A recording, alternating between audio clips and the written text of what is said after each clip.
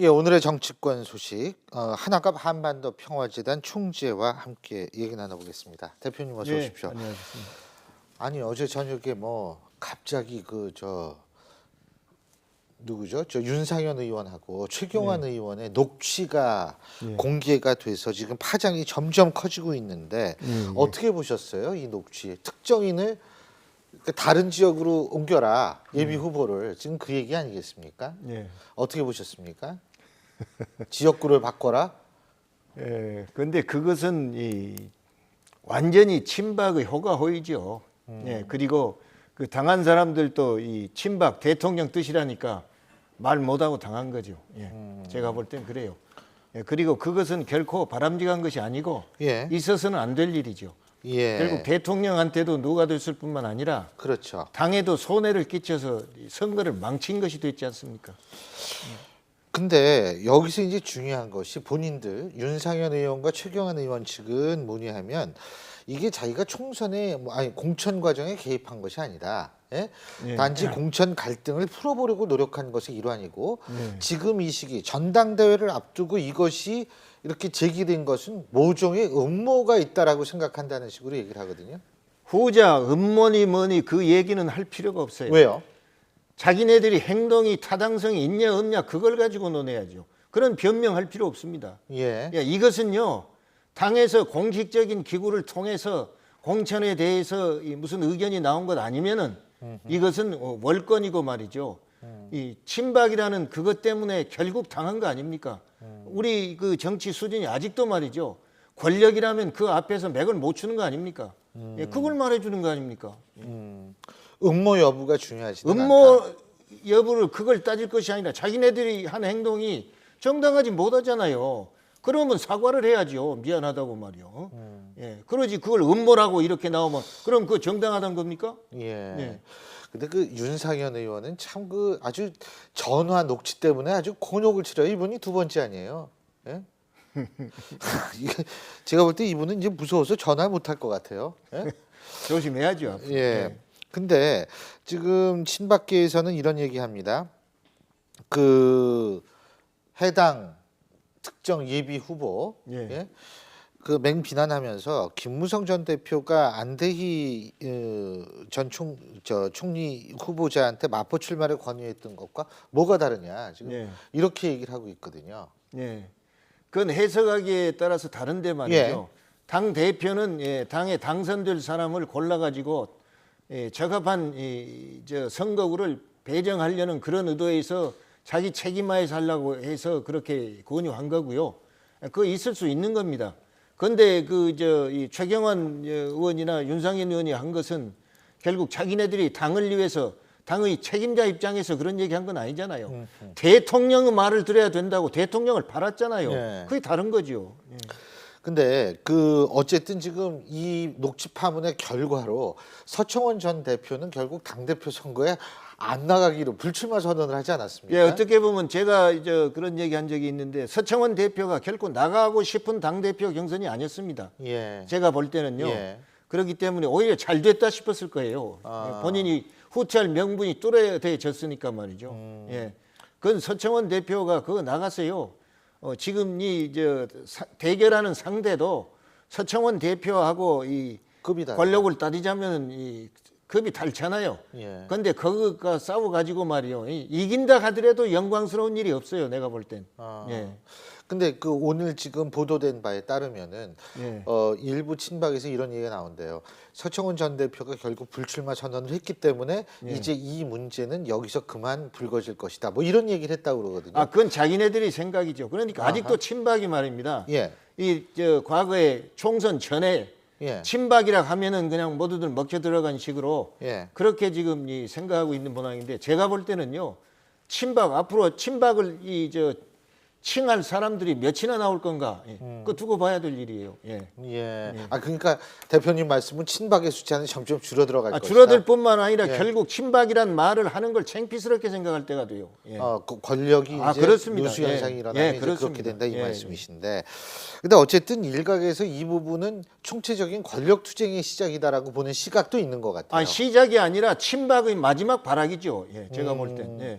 아니 예. 근데 이 녹취가 공개되는 거는 우연히 공개된 건 아니니까. 아니 공개됐다는 것은 과거에는 못했잖아요. 아. 그럼 친박의 시대는 갔다 그거 아닙니까? 그 공개됐다는 사실 자체가. 예, 그렇습니다. 예. 예. 그리고 공개해도 보복 당할 이유 없으니까 공개한 거 아닙니까? 예. 별 볼 일 없다 이거예요. 예. 근데 어쨌든 참 이걸 보면서 정치계는 참 무섭구나. 이 권력 무상은 말할 것도 없지만 이 예. 정치가 그렇습니다. 예. 예, 언제든지요. 이것은 각오해야 돼요. 예. 그리고 비단 친박한테만 오는 이런 사태가 아니에요. 언제든지 네임덕 현상으로 해서 결국 사라져 갑니다. 예. 예, 친이계도 그렇죠. 과거에 그랬고, 예, 그랬다는 말씀이신데, 알겠습니다. 자, 그리고 또한 뭐 이건 좀 다른 얘기인데 이 사드 문제예요. 예. 대표님께서도 어제 들으셨겠습니다만 우리나라 국방부 관계자, 국방부 출입기자가 괌까지 가서 거기서 이제 전자파 이러고 쟀어요. 예.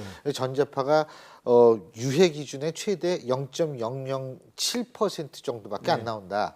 그러면 어떻게 상주 시민들이 그거를 받아들일 거라고 보십니까? 성주 시민들이 그걸 성주 받아들일 거라고 국민들은 보십니까? 예, 그런 것을 믿지 않고 무조건 반대하고 있잖아요. 그렇기 때문에 그런 걸 논한 것 자체가 말입니다. 성주 시민들을 어떻게 설득해 보려고 하는데 근본적으로 거부하고 있는데 이러이러한 이유에서 위헌성이 없다 그걸 설득시키려는 거 아닙니까? 예, 그런데 그거 이제 먹혀 들어가지가 않는 거죠. 예. 근데 성주 시민들 그러면 어떻게 설득을 해야 돼요? 제가 볼 때는요, 정부가 정직해야 돼요. 예. 정직해야 되고, 지금 그러고 저는 그런 생각이 들어요. 이 고고도 미사일 말이에요, 사드를 말이죠. 꼭 우리한테 배치해야 되느냐 말이야. 우리가 배치한다면 당당하니 말입니다. 우리가 그것을 운영하고 우리가 팩2나 팩3는 우리가 운영하잖아요. 그래야 이것이 우리 무기가 되는 것이지. 미군 부대에 갖다 놓고 미군이 운영한다는 거 아닙니까? 그럼 우리는 그 관여도 못하는 거예요. 그럼 우리 국토만 빌려주는 거예요. 그러면서 왜 말입니다. 이 중국이나 러시아로부터 말입니다. 비난을 받고 보복을 받아야 됩니까? 그리고 북한은 말이죠. 지금 이 핵탄두음은 막는다고 고고도로 오는 걸 잡는다고 하는데 고고도 아닌 것도 지금 부산까지 올 수 있잖아요. 저는 그렇게 봐요. 북한에서 미사일 쏘. 물론 우리도 사드 아니어도 그걸 방어할 데이터가 있잖아요. 예, 그렇기 때문에 이것은 미국을 위해서 배치한 거 되는 것이고 우리가 정말로 필요하다면 우리가 운영해서 말이죠. 국민 설득해서 나가야죠. 근데 우리가 운영하기에는 현실적으로 좀 어려운 점은 많죠, 사실. 그건 뭐 기술적인 건 잘 모르겠습니다만은 우리가 운영할 때 그것이 우리가 주관적으로 주인 노릇을 하는 거죠. 근데 어쨌든 사드 자체는 필요하다는 국민 여론이 훨씬 더 높기는 높은 것 같더라고요. 그럼 우리 국민들이요, 이 북한하고 적대 관계에 있기 때문에 안보에 필요하다면요, 일단은 수긍하는 그런 자세예요. 예, 그러다가 이제 깊이 생각해서 이제 이 반대 목소리도 나오고 그러는 건데, 그러니까 정부에서요 뭐든지 이 군사 기밀에 속하는 것 공개해서는 안 될 것도 물론 있을 거예요. 그렇다 하더라도 저는 우리 정부의 말이죠, 이 국가 경영이나 이 국정 운영이 아주 미숙하다고 봐요. 국방부에서 사드 이걸 발표할 때마다 장관은 3일 전까지 아는 바 없다는 식으로 얘기하다가 무슨 그 국장이 발표했잖아요. 그리고 외무부 장관은 말이죠, 쇼핑하러 갔고 통일부 장관은 어디 있는지도 몰랐고 말이죠. 이건 외교 관계 모두 겹치니까 이 국무회의에서 말이죠, 이 국민 다 알게 논의해가지고 떳떳하니 정당하니 당당하게 말이죠 해야죠. 그리고 북한이 싫어한다고 우리가 안 하고 중국이나 이 러시아가 싫어한다고 안 하면 우리 안보는 그럼 그쪽에 맡겨야 되는 겁니까? 그러나 우리 힘으로 할 수 있는 것이 있을 때 하는 것을 러시아나 중국이 방해한다면 우리가 당당하니 해야죠. 예. 그렇죠. 그 정부도 지금 중국의 반대 입장에도 불구하고 계속 밀어붙이고 있는데 예를 들면 말이에요. 오늘 아침 새벽 5시 반 정도에 북한이 스커드 계열의 미사일 3기를 쏘지 않았습니까? 예. 한 500에서 600km 날아갔다고 하는데 이 스커드 계열 미사일이라는 게 결국 북한이 우리를 겨냥할 때 항상 우리 그 쏘는 거 아니겠어요? 결국 그거는 북한도 사드에 대해서 상당히 두려움을 갖고 있기 때문에 쏜 거라고 볼 수 있는 거 아니겠어요? 그건 자기 과시겠죠. 예. 그러니까 두려움에 대한 과시죠. 예, 지금 방어하기 위한. 그쪽에서는 성주를 표적으로 해서 결정만 되면은 부시겠다는 거 아닙니까? 그건 주장을 그렇게 하는 거죠. 불가능하죠. 그건 불가능하죠. 불가능. 우리도 예. 말입니다. 김대중 대통령 때 예. 미국에서 그 협정회의에서 300km 이상 못 나가는 미사일을 말이죠. 800km까지 나가게끔 우리가 미국하고 협정 맺었잖아요. 예. 우리도 북한 전역까지 미사일 보낼 수 있다고 생각합니다.